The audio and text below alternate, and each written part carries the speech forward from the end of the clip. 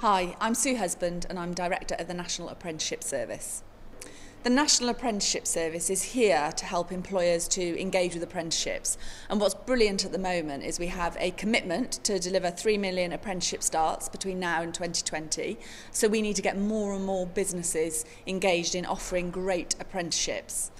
The best way we find to do that is actually to get other businesses, so businesses that are already employing apprentices, to talk to those businesses that are thinking about it and tell them why it's great for them. And the good news is that 9 out of 10 employers that take on an apprentice say that it has had a positive impact on their business, and that's whether that's improving the quality of service or perhaps the quality of the product they're offering, but they're telling us that it makes a positive difference to their business. It's really important that businesses across England are engaged in apprenticeships where they can be, and particularly important SMEs, because whilst big businesses are already quite engaged, we need more and more small businesses, so the backbone of the UK economy, to get engaged in apprenticeships. And we have something called apprentice makers, which is where people who are already offering apprenticeships, and many of those are small and medium enterprises, sharing their stories about how they've made apprenticeships work for them. Also, as a National Apprenticeship Service, we have a helpline so that people who are thinking about this but not sure where to start can give us a call, and an expert can actually talk them through the first steps. One of the things that is changing in the whole apprenticeship world is the levy. So the levy is being introduced in April 2017. The levy will be applicable to businesses whose payroll is more than £3 million. So there's a £15,000 exemption. So broadly speaking, if your payroll is £3 million or more, you will be paying the levy. That will be 0.5% of your payroll. That levy is helping us to get to a point where apprenticeships are on a sustainable footing. So I think that's really critical. It will mean that in the future, and by 2020, we think the levy will have raised around £3 billion, which is brilliant news for apprenticeships.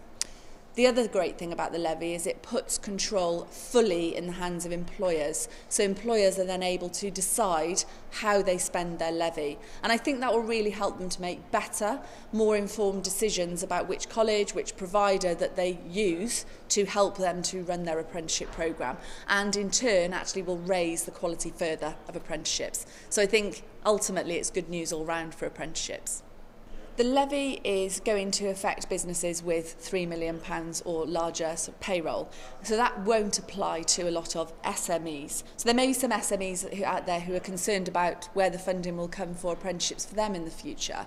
Now, one of the good things is that we're working currently with large businesses to look at how they can utilise the levy through their supply chain. So we see that actually reaching many SMEs through that route.